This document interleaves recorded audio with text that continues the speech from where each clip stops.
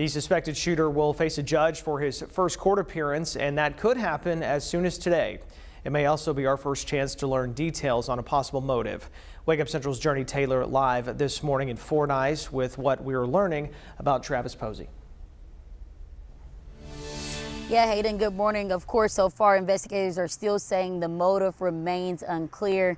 And of course, that has to be frustrating for several in this community who want to know why the shooting happened, could have been prevented, and how can we stop this from happening again in the future here, and of course anywhere if this matter. Now, of course, the suspected shooter, 44-year-old Travis Posey, remains in the Ouachita County Detention Center in Camden.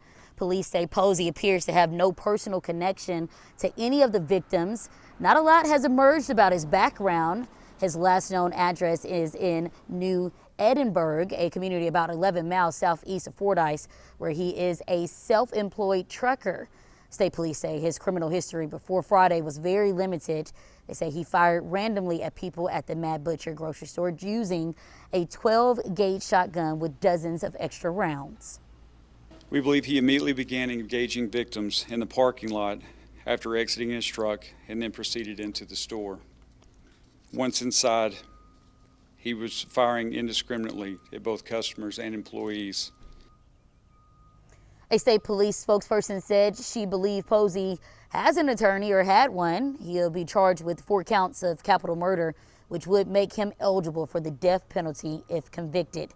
Now, back out here live, you can still see several candles lit, each bearing the name of a person shot on Friday.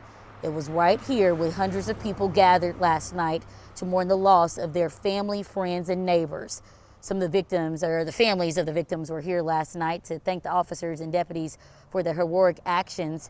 People here in Fordyce in the surrounding area wanted to come and offer their support and love to the families affected, while local pastors offered words of encouragement. Kind of unbelievable when you start hearing names, because I know everybody. They need to see people willing to stand up and stand behind them. And those of us that's thankful that it wasn't us that was here, we need to remember that there was those that was here that suffered consequences of an act of violence that they did not deserve, that they wasn't a part of. The shooting not only affected people here in Fordyce, but all over South Arkansas and Arkansas, of course. Some of the victims' families worked in neighboring communities, so this crime is taking a toll on this entire region and the state.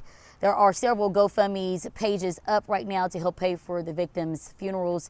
Now, we did learn that the grocery store has remained closed, but from the Democrat Gazette, the mayor told them that the grocery store he thought could reopen because it is the only grocery store within 30 miles of Fordyce.